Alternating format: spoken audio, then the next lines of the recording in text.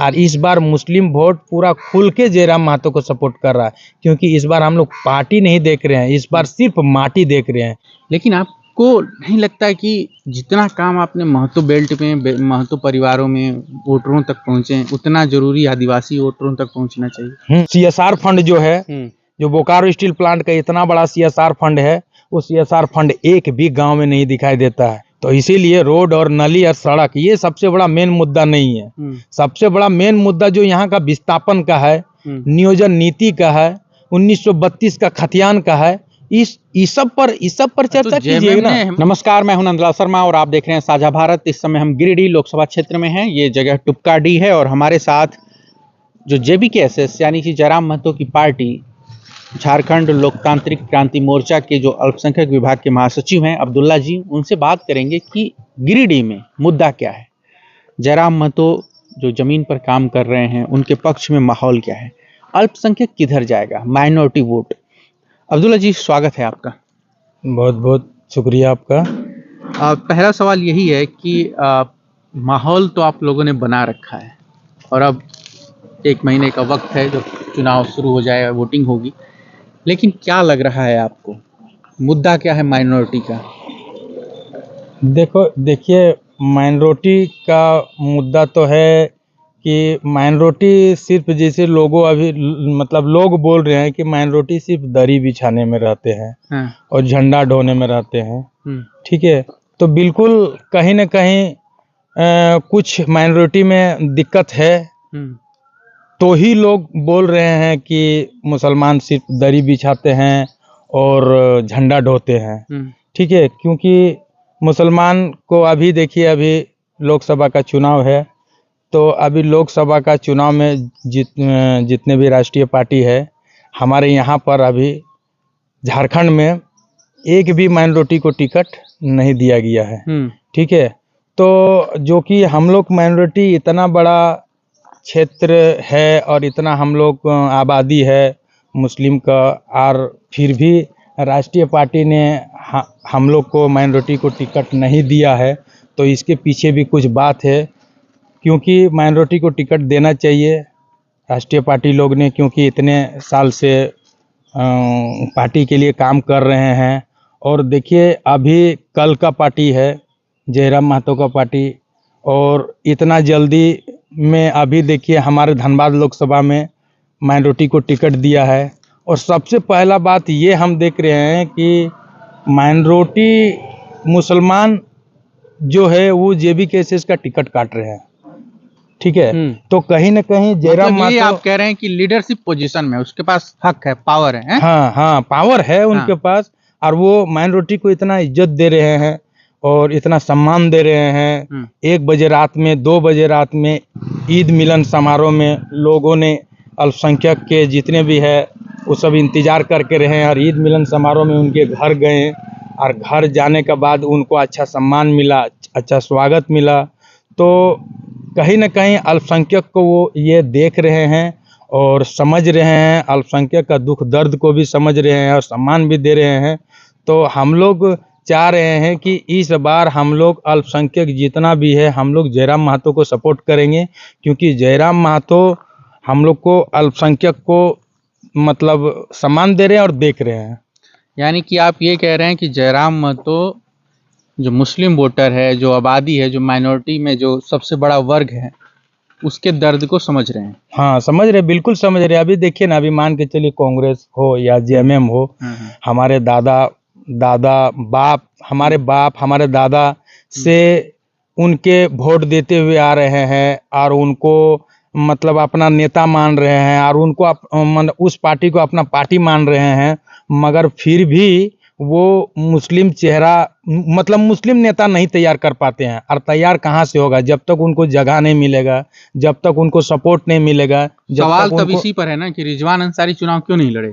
देखिए, रिजवान अंसारी चुनाव नहीं लड़े, इस पर तो हम उनका बात क्या है नहीं है वो तो हम नहीं बता सकते हैं, मगर फिर भी हमारा कहना है कि रिजवान अंसारी चुनाव नहीं लड़ रहे हैं या तो नहीं मिला, तो कहीं ना कहीं जयराम भाई जो है, रिजवान भाई है, इस सब में कहीं ना कहीं डिस्कशन हुआ होगा। डिस्कशन होने का बाद कुछ ना कुछ बात जरूर होगा जो कि रिजवान भाई नहीं लड़ रहे हैं। और देखिए रिजवान भाई हो चाहे कोई भी हो, देखिए आला मतलब जो जयराम जी का हो या तो आपका जनरल सेक्रेटरी जो है आपका फैजान खान, ये दोनों का जब तक जो डिसीजन रहेगा, जो भी डिसीजन या पारित करेंगे वही तो होगा। अब कोई भी कहेगा कि हमको टिकट क्यों नहीं मिला, वो बोलेगा हमको क्यों नहीं टिकट मिला, तो ये सब अपना देख रहे हैं कि कैसे हमको चुनाव लड़ना है, क्योंकि हम लोग मुखिया का चुनाव नहीं लड़ रहे हैं और विधायक का भी चुनाव नहीं लड़ रहे हैं, हम लोग लोकसभा का चुनाव लड़ रहे हैं। लोकसभा में तो बहुत अब बड़ा जब क्षेत्र देखिए, होते हैं। रिजवान भाई लगातार मेहनत कर रहे हैं और आपने जो पहली बात कही कि जो आरोप लगता है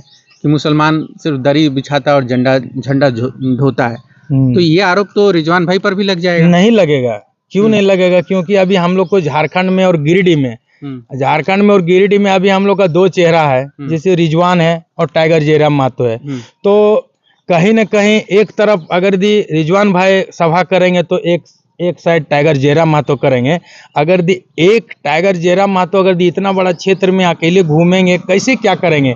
ईद ऐसा दिन में हम देखे, अनुभव लगाएं। एक बात बताइए, जंगल में जो टाइगर का इलाका होता है वहाँ टाइगर किसी के सहारे शिकार नहीं करता है, अकेले शिकार करता है। जयराम महतो अगर टाइगर है तो उनको रिजवान की जरूरत कैसे पड़ जा रही है? नहीं, रिजवान का वो टाइगर है वो ठीक है, मगर कहीं न कहीं जैसे कि अभी हर क्षेत्र में सबको चाहत रहता है कि मेरा पास आए जयराम, हमारे सभा में रहे, मगर इतना बड़ा क्षेत्र है, एक आदमी दिन भर में कितना जगह जा सकता है? अभी ईद ही के दिन में देखिए ना, ईद के दिन में इतना जगह सभा छूट गया, इतना जगह सभा छूट गया। जैसे हम लोग का टुपकाड़ी में भी सभा था, बहादुरपुर में भी था, जैना मोड़ तरफ था, और भी मतलब बालीडीह में था, तो ये सब जगह नहीं पहुंच पाए। वही अगर यदि एक क्षेत्र एक साइड से जयराम महतो अपना कवर करते और एक साइड से रिजवान कवर करते तो दिन भर में हर जगह पहुंच जाता। देखिए जनता लोग का कहना है कि रिजवान आए चाहे जयराम आए, कोई तो भी आना चाहिए, सबका मतलब ये है कि हमारे यहाँ वो आना चाहिए, चाहे हमारे यहाँ ईद में सेवई खाना चाहिए, लच्छा खाना चाहिए, जो भी हो। तो इस टाइप का सब जगह सोच है। तो हम लोग को मतलब हवाई में चुनाव नहीं ना लड़ना है कि अगर 7 सीटों पर आप लोगों ने उम्मीदवारों का ऐलान कर दिया है JBKSS, कितनी सीटें इस बार आप लोग देख रहे हैं कि आप लोग जीत जाएंगे? देखिए हम लोग अभी 7 सीट में लड़ रहे हैं, अब कितने सीट पर जीत दर्ज करेंगे वो तो जनता तय करेगी, ठीक है, वो तो हम तो कंफर्म नहीं बोल सकते हैं, मगर तो फिर भी सुनिए, फिर भी हम तो कहेंगे कि 7 को का 7 सीट हम जीत रहे हैं। यहाँ पर जो है गिरिडीह में मथुरा महतो की भी चुनौती है। जगन्नाथ महतो लड़ते थे यहाँ पर पहले, अब चूंकि वो नहीं रहे। मथुरा महतो आप लोगों के लिए चुनौती है, चंद्र प्रकाश चौधरी? देखिए मथुरा प्रसाद हो चाहे चंद्र प्रकाश चौधरी हो, हमको तो चुनौती से नहीं देखना है, ठीक है, मगर हमको सिर्फ देखना है कि सिर्फ जो माटी का बात कर रहे हैं, जो नियोजन और नीति का बात कर रहे हैं, हम उसी पर चर्चा करेंगे। और रह गया मथुरा प्रसाद हुआ तो मथुरा प्रसाद संसद में अभी तक हम मथुरा प्रसाद को जब विधायक रहे टुंडी का, तो अभी तक हम नहीं देखे कि कोई मुद्दा लेके विधानसभा में कोई तरह का डिस्कशन करते हुए कोई वीडियो हम अभी तक नहीं देखे। लेकिन बात ये है कि आप तो JBKSS के नेता है ना, तो आपके लिए चैलेंज कौन है ये बताइए मुझे। JBKSS मतलब हमारे लिए तो चैलेंज है ये आपका CP चौधरी।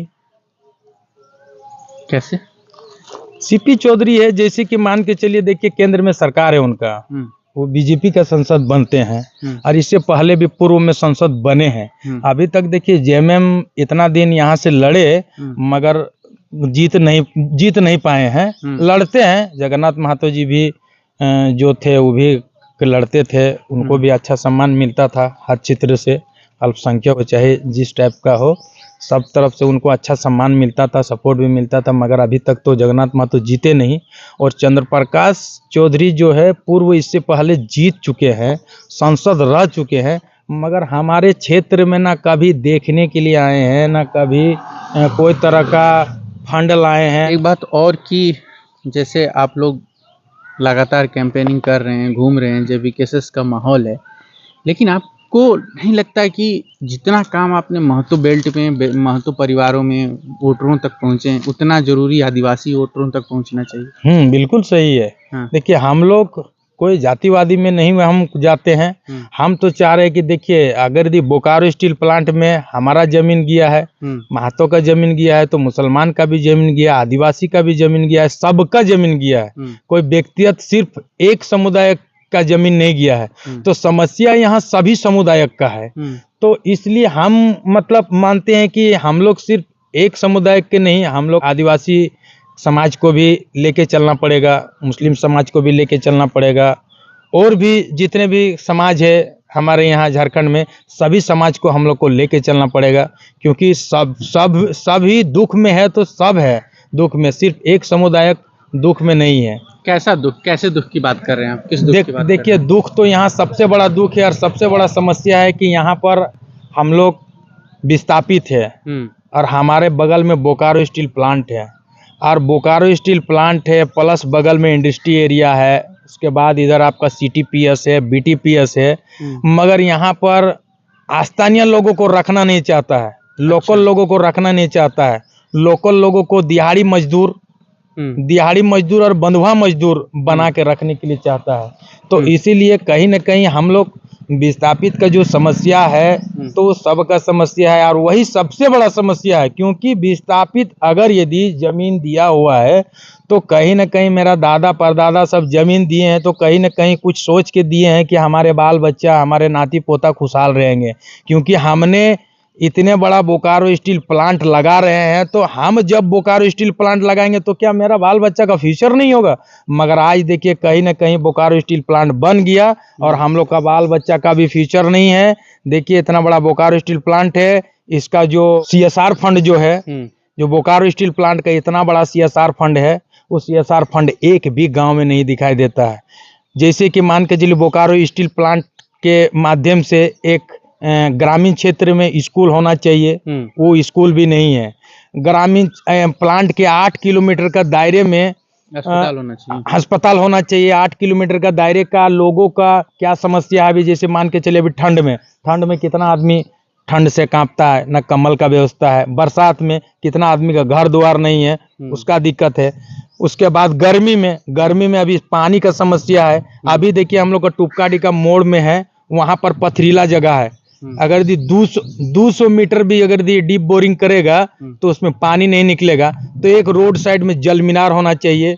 वो तो हम लोग का मतलब दादा परदादा का खुशनसीब है कि नहर इधर से पार करवाए हैं। जो नहर पार किए हैं इसमें, तो हम लोग को बहुत तरह का उसमें समस्या का हल हो जाता है। क्योंकि नहर से बहुत कोई आदमी नहा लेता है, धो लेता है, खींच लेता है। अगर नहर नहीं होता तो हम लोग का रेगिस्तान वाला दुख हो जाता। और पानी का इतना ही समस्या है, तो और क्या बोलेंगे, जो कि ना विधायक देख रहे हैं, ना संसद देख रहे हैं, ना CSR फंड देख रहे हैं, कोई देखने वाला, सब ये बताइए, आप राजनीति में कैसे?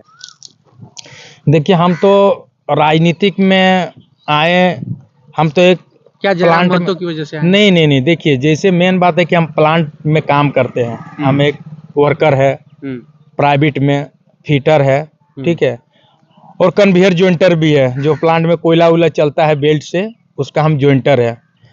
और हम प्लांट में काम करने के दौरान जो मजदूर लोग का जो शोषण देख रहे हैं प्लांट में, हमसे रहा नहीं गया। और रहा नहीं गया के कारण हम यूनियन में चले गए। और यूनियन में जाने के बाद हम मजदूरों का जो शोषण है, जो दिक्कत हम लोग मतलब देखने लगे या बात करने लगे। और वही सब चीज को समस्या, उसके बाद हम फिर जब यहाँ आए, तो यहाँ पर देख रहे हैं कि विस्थापित का समस्या। हम तो 14 साल बाहर में थे, उड़ीसा में रहते थे हम। ये तो 12-13 से यहाँ पर है हम। और 12-13 से यहाँ पर हम आए। पहले हम उड़ीसा में रहते थे। 12-13 में जब आए हम, तो आने के बाद यहाँ पर हम देख रहे हैं कि और जगह में, जैसे टाटा स्टील प्लांट हो, टाटा स्टील प्लांट में भी तो झारखंड में है, मगर टाटा स्टील प्लांट का जो रूल रेगुलेशन है, वो हमारा बोकारो स्टील प्लांट में क्यों नहीं है? जो कि ये सरकारी है, वो प्राइवेट है। तो सरकारी और प्राइवेट है, तो सरकारी और प्राइवेट मजदूर नहीं जानेगा। मजदूर लोग को तो सुविधा मिलना चाहिए। जयराम महतो से आपकी मुलाकात कैसे हुई? और रह गया जयराम महतो के पास कैसे गए, क्यों गए, इस पर भी हम आपसे थोड़ा डिस्कशन कर लेते हैं। देखिए, जयराम महतो का विचारधारा बहुत अच्छा है, ठीक है। और जयराम महतो जिस तरह विचारधारा में चल रहे हैं कि अगर यदि वो उसी टाइप में चलेंगे तो झारखंड में एक इतिहास रचा जाएगा, क्योंकि जो अपना हक है, जो अपना अधिकार है, वो जयराम महतो एक एक घर में सिखा रहा है, एक एक बच्चा को सिखा रहा है कि तुम्हारा हक क्या है और तुम्हारा अधिकार क्या है, ठीक है। तो लोग जान रहा है कि मेरा हक क्या है, मेरा अधिकार क्या है, और वो अपना हक और अधिकार के लिए जब आदमी घर से निकल जाएगा तो फिर हक और अधिकार कोई छीनने नहीं सकेगा। और इसी विचारधारा पर जयराम महतो को हम सपोर्ट कर रहे हैं। और वो जब हम लोग के लिए लड़ रहे हैं, देखिए, अगर यदि कोई भी व्यक्ति आपके लिए लड़ रहा है, आपके समाज के लिए लड़ रहा है, आपका नीति के लिए लड़ रहा है, तो उनको सपोर्ट करना चाहिए और उनको आगे बढ़ाना चाहिए। इसीलिए हम सभी समुदाय के समाज से हम ये प्रार्थना करते हैं कि झारखंड में ऐसे व्यक्ति को अगर यदि आप नहीं सपोर्ट कीजिएगा तो हम लोग को आने वाला झारखंड बहुत गर्क की ओर जा रहा है। और अगर यदि जयराम महतो इसी रेस में चलते रहे तो झारखंड का जो सपना था ना, वो सपना पूरा, जो विनोद बाबू का सपना था और भी जितने भी आंदोलनकारी थे, जो उनका सपना था, वो सपना जयराम महतो 100% पूरा करेंगे, क्योंकि जयराम महतो भी आंदोलनकारी का बेटा है और वो भी आंदोलन से जुड़े हुए हैं और आंदोलनी खून उनके पास दौड़ रहा है। तो कहीं न कहीं झारखंड में एक अच्छा इतिहास रचा जाएगा। एक बात ये कि जेबीकेएसएस में ज़्यादातर युवा दिख रहे हैं, नए नए लोग हैं जो पढ़ाई कर रहे हैं, जो नौकरी ढूंढ रहे हैं इसी वजह से। आपके परिवार में कोई पहले राजनीति में रहा, आपके पिताजी या फिर कोई और? हाँ, मेरा पिताजी झारखंड आंदोलनकारी भी है। वो मेरा पिताजी गुरुजी के साथ रहते थे, जेएमएम में रहते थे। और मेरा पिताजी का भी सपना था कि एक नया झारखंड का निर्माण करेंगे। और यही आंदोलन में कई केस हुआ मेरा पिताजी के ऊपर, कई केस झेले, जो कि मेरा पिताजी कभी कुछ नहीं किए, मगर आंदोलनकारी और आंदोलन करने के माध्यम में बहुत सारा केस हुआ। मेरा पिताजी जेल भी गए और आज मेरा मतलब अब्बा का ये आंदोलनकारी में नाम भी है। और ललपनिया से दुमका से लेके गोड्डा से लेके गिरिडीह से लेके बोकारो से लेके पूरा मतलब जगह में मेरा अब्बा किए। और यहाँ पर चुनाव भी लड़े, बेरमो विधानसभा से, एक जेएमएम उलगुलान से एक बार लड़े और एक बार निर्दलीय से लड़े। ये बताइए कि यहाँ पर जैसे गिरिडीह में मुसलमान हैं, वैसे पूरे झारखंड में मुसलमान हैं, तो एक युवा नेता होने की वजह से आपको क्या लगता है मुसलमानों की समस्या क्या है?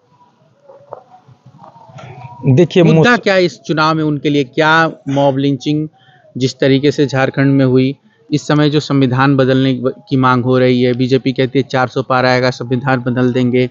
इसी तरीके से ये होता है कि भाई सीए का मुद्दा है मुसलमानों को लेकर के, झारखंड में आप देखिए बीफ और ये सब का मुद्दा रहा। तो ये जो चुनाव है 2024 का चुनाव, क्या आप लोगों की नज़र में एक मात्र सत्ता बदलने का चुनाव है या देश बचाने का चुनाव है? देखिए, अभी तो हम लोग सिर्फ सत्ता बचाने का चुनाव अभी हम लोग लड़ रहे हैं, उतना दूर तक हम नहीं जाएंगे, ठीक है। और अभी हम सिर्फ झारखंड की बात करेंगे और अभी गिरिडीह का लोकसभा का जो चुनाव हो रहा है इस पर अभी चर्चा करेंगे। और जो लेकिन माइनॉरिटी वोट जो है, मुस्लिम वोट है, वो तो उधर देख रहा है ना, पूरे देश का मुसलमान जो है उधर देख रहा है कि संविधान बचाना है, अपना हक अधिकार बचाना है, ये बात है ना। नहीं, संविधान, तो गिरिडीह का मुसलमान इससे अलग कैसे हो जाएगा? नहीं, अलग नहीं हो जाएगा। हम बोल रहे हैं कि जैसे मान के चलिए मुद्दा तो बहुत है, जैसे मान के चलिए अभी जैसे कि अभी अफवाह जो फैलाया जा रहा है हर जगह हिंदू मुसलमान का, तो वो अफवाह भी असर पड़ता है कहीं न कहीं, जो कि कहीं हिंदू मुसलमान नहीं है, कहीं भी हिंदू मुसलमान नहीं है, जो कि सिर्फ अफवाह फैलाया जा रहा है। हम लोग यहीं पर टुपकाडी में है, भाईचारा के साथ रहते हैं, हिंदू मुसलमान सब हम लोग। ईद में वो मेरे घर आते हैं, दिवाली में हम उनके घर जाते हैं, छठ में जाते हैं, रामनवमी में घूमते हैं। कहीं हिंदू मुसलमान नहीं है, मगर सिर्फ अफवाह फैलाया जा रहा है। हिंदू और मुसलमान धर्म की राजनीति हो रहा है। तो देखिए, धर्म की राजनीति को देश से हटाना पड़ेगा। और जब धर्म के राजनीतिक जब देश से हट जाएगा ना, तो फिर सब आदमी ऑटोमेटिक ठीक हो जाएगा। क्योंकि देखिए, तो आप ये कह रहे हैं कि भाजपा वाले धर्म की राजनीति कर रहे हैं और उसी हाँ की वजह से बिल्कुल, समस्या है। बिल्कुल सही है। बीजेपी वाले सिर्फ धर्म की राजनीति कर रहे हैं, ना तो धर्म की राजनीति नहीं करते तो मान के चलिए केंद्र में उसका सरकार है, बोकारो विधानसभा में विधायक है, गिरिडीह लोकसभा में सांसद है, मगर फिर भी विकास नहीं है। फिर भी विकास क्यों नहीं है? हमने क्योंकि लंबोदर सब, महतो का इंटरव्यू किया था तो उन्होंने कहा कि रोडें बनवा दी, सड़कें बनवा दी, सब करवा दिया, विकास ही विकास देखिए है। आप कह रहे हैं रोड, विकास नहीं हुआ। देखिए रोड और सड़क ही सबसे बड़ा विकास नहीं है। हमारा पेट में है ना, पेट में मेरा खाना रहेगा ना, तभी हम काम करने सकेंगे। हम अच्छा कपड़ा पहन लेंगे तो क्या हो जाएगा? मेरा पेट में अनाज रहना चाहिए ना, अनाज मेरा नहीं रहेगा, हम अच्छा कपड़ा पहन लेंगे तो क्या फायदा है? तो इसीलिए रोड और नली और सड़क ये सबसे बड़ा मेन मुद्दा नहीं है। सबसे बड़ा मेन मुद्दा जो यहाँ का विस्थापन का है, नियोजन नीति का है, 1932 का खतियान का है, इस सब पर चर्चा कीजिए ना। हेमंत सोरेन ने तो प्रस्ताव करके भेजा ना नियोजन नीति पर, और जो है 32 के खतियान पर, राज्यपाल ने दबा लिया। इस पर आप लोग नहीं, आप सुनिए ना, लिख कर भेज दिए। हाँ। लिख कर भेजने का बाद जब वो नहीं कर रहा है तो उसको करना पड़ेगा ना आपको। देखिए हम लोग को झारखंड मिल रहा था, हम लोग को झारखंड तो मिल नहीं रहा था कि आपको झारखंड दे रहे हैं। मिल रहा था? नहीं मिल रहा था। हमने झारखंड लड़के लिए ना, लड़के लिए ना झारखंड, तो इसी तरह हम लोग लड़के 1932 का खतियान भी लेंगे ना। तो आप कह रहे हैं जेएमएम वाले नहीं लड़ रहे हैं? नहीं, जेएमएम वाले लिख के दिए हैं, लड़ेंगे। मान के चलिए अभी हमारे झारखंड में सरकार है ना, उनका सरकार जब है झारखंड में, जब हमारा झारखंड में सरकार है और जब राष्ट्रपति जी नहीं मान रहे हैं, चाहे मोदी जी नहीं मान रहे हैं, तो उस पर विचार करिएगा ना, बैठिएगा ना। इसका तो डिसीजन तो निकालना पड़ेगा ना आपको। नहीं निकालिएगा तो जनता को क्या बताइएगा? जब जनता आपको नेता चुना है, आप जनते के लिए ना आए हैं। अगर एक गांव में यदि कमेटी बनता है और कमेटी का सदर बनता है ना, तो किन के लिए बनता है? वो सदर किन के लिए बनता है? गांव के लिए सदर बनता है। तो गांव का जब काम ही नहीं करेगा सदर साहब, तो फिर आप सदर का लायक नहीं है, आप सदर का पद से इस्तीफा दे दीजिए। तो इसीलिए आपको एक तरीके से आप देखिए कि यूपी में जो मुस्लिम नेता थे उनको टारगेट किया गया, चाहे अतीक अहमद हो, मुख्तार अंसारी हो, आजम खान हो, सबको किया गया। झारखंड में मुस्लिम लीडरशिप क्यों नहीं बढ़ पाती है? देखिए झारखंड में मुस्लिम नहीं बढ़ पा रहे हैं कि मुस्लिम को टारगेट में लिया जाता है। अगर यदि कुछ भलाई कर रहे हैं तो उसको गुंडा के नज़र से देखा जाता है। अगर यदि किसी के ऊपर शोषण हो रहा है और हम यदि उसको बचाने के लिए जा रहे हैं, उसको सपोर्ट करने के लिए जा रहे हैं, तो अगला आदमी हमको गुंडा के नज़र से देख रहा है कि वो गुंडा आया हुआ है, उसको बचाने की जा रहा है। आज देखिए अभी यूपी का ही हम बात बोल रहे हैं, मुख्तार अंसारी यूपी के ना। अभी मुख्तार अंसारी जो है, उनका जो जनाजा का नमाज हुआ, वो जो भीड़ था, वो भीड़ क्या गुंडा का भीड़ था? नहीं ना, गुंडा का भीड़ था। कोई अच्छाई व्यक्ति होंगे, कोई गरीब मजदूर मसीहाई होंगे, तो ही ना उतना भीड़ उनका जनाजा का नमाज में हो रहा था। उसके बाद रह गया बात कि जनाजा का नमाज जो पढ़ाया जा रहा था, उस पर भी आदमी भीड़ देख करके साहब लोग उसमें बोलने का किए कि इतना आदमी नहीं भीड़ कर सकते हैं, ऐसा है वैसा है। जो कि देखिए जब कोई व्यक्ति जब मर जाता है और उनको लास्ट कोई अगर देखने के लिए जा रहा है, तो अब उसको मना नहीं कर सकते हैं कि हम उसको नहीं देखने के लिए देंगे, क्योंकि उनका प्यार है, उनका मोहब्बत है, और प्यार और मोहब्बत ही उनको खींच के ला रहा है, तो उनको देखने दे देना चाहिए। एक बताइए कि यहाँ पर जेएमएम का 3.5 से 4 लाख वोट पिछले 2 चुनावों के बीच है, उसके पास आदिवासी मुस्लिम वोट है, महतो वोट बीजेपी के पास था। आप लोगों को लगता है कि मुस्लिम जाएगा जयराम महतो के साथ? नहीं, मुस्लिम इस बार खुल के जयराम महतो पर जा रहा है, क्योंकि हम डुमरी में भी पूरा दौरा किए, बोकारो थर्मल तरफ भी दौरा किए, हम बेरमो में भी दौरा कर रहे हैं, इधर भी दौरा कर रहे हैं। तो इस बार हम जगह जगह पर जा रहे हैं। तो मुस्लिम क्षेत्र में अगर यदि मान के चलिए मुस्लिम क्षेत्र जिस जगह भी जा रहे हैं, उस जगह में अच्छा सम्मान इनको मिल रहा है। और इस बार हम आपको पूरा खुल के बता रहे हैं कि इस बार आप कॉन्टिक में देख लीजिएगा कि मुस्लिम वोट कितना है। ठीक है। और इस बार मुस्लिम वोट पूरा खुल के जयराम महतो को सपोर्ट कर रहा है, क्योंकि इस बार हम लोग पार्टी नहीं देख रहे हैं, इस बार सिर्फ माटी देख रहे हैं। क्योंकि हम लोग जेएमएम को हर बार सपोर्ट किए, कांग्रेस को हर बार सपोर्ट किए, मगर इस बार इनको सपोर्ट करेंगे एकदम 100%। जयराम महतो को इस बार खुल के सपोर्ट करेंगे, और अल्पसंख्यक समाज पूरे सपोर्ट कर रहा है इनको। चलिए शुक्रिया। तो ये थे अब्दुल्ला भाई जिन्होंने जेबी केसेस और जयराम महतो का पक्ष रखा गिरिडीह के लोकसभा चुनाव पर। साझा भारत पर लोकसभा चुनाव की कवरेज लगातार जारी है, देखते रहिए, जुड़े रहिए। आप सबका शुक्रिया, नमस्कार, धन्यवाद।